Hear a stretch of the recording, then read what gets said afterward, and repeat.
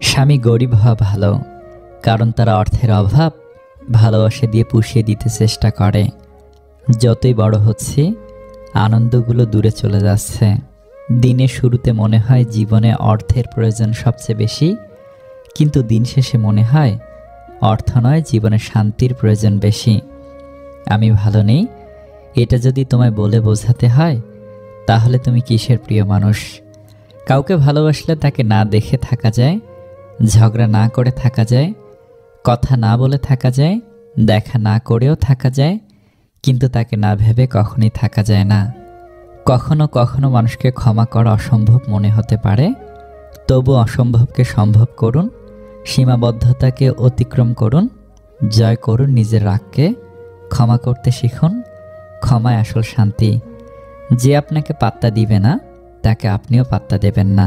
সে যত বড়, যত বিখ্যাত মানুষই হোক না কেন, মনে রাখবেন আপনার পৃথিবীতে আপনিই রাজা। আর যে আপনাকে আপন ভাবে, তাকে আপনিও আপন করে নিন। সম্পর্কের নাম থাকা জরুরি নয়, সম্পর্কের টান থাকাটা জরুরি। আপনি যাকে আঘাত করছেন, তার চুপ থাকাকে ভয় করুন।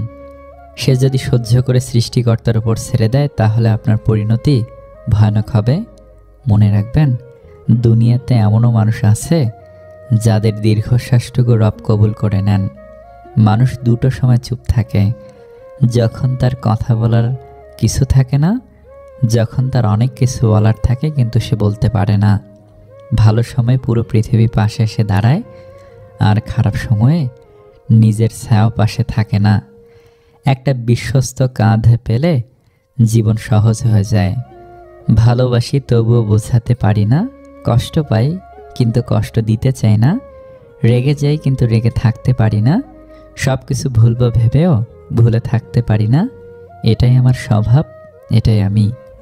যেই ফুলটা আমাদের সবচেয়ে প্রিয়, আমরা সেটাকে গাছ থেকে ছিঁড়ে নিয়ে অবশেষে নষ্ট করে ফেলি। যে যায় সে কি আর ফিরে? ফেরার জন্য কেউ কখনো চলে যায় না। সম্পর্কের সমস্যার সমাধান খোঁজা উচিত, কিন্তু তার আগেই অনেক মানুষ হারিয়ে যায় আপন স্বার্থে।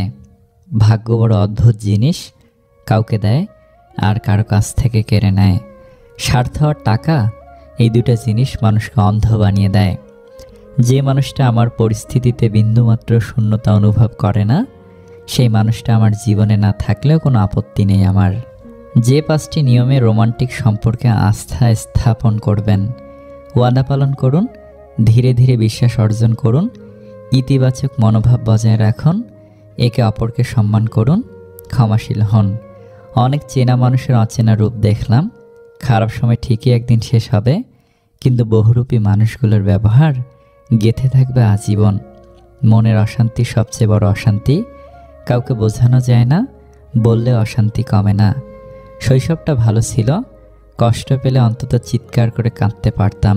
আর বড় হওয়ার পর কষ্টে বুক ফেটে গেলেও চোখের পানি চলে আসে না।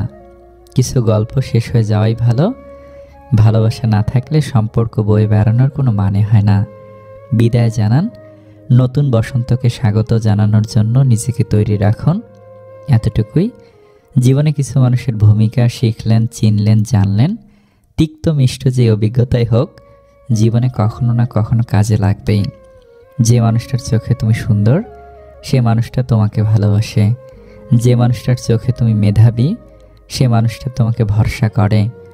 যে মানুষটা তোমার সবচেয়ে বড় খুঁতকেও আগলে মায়া করে, নিশ্চিন্তে তার হাতে হাত রেখে তুমি জীবন পাড়ি দিতে পারো। ভালোবাসা বাহির দেখে হয় না, ভালোবাসা হয়তো ভেতরের রূপ দেখে।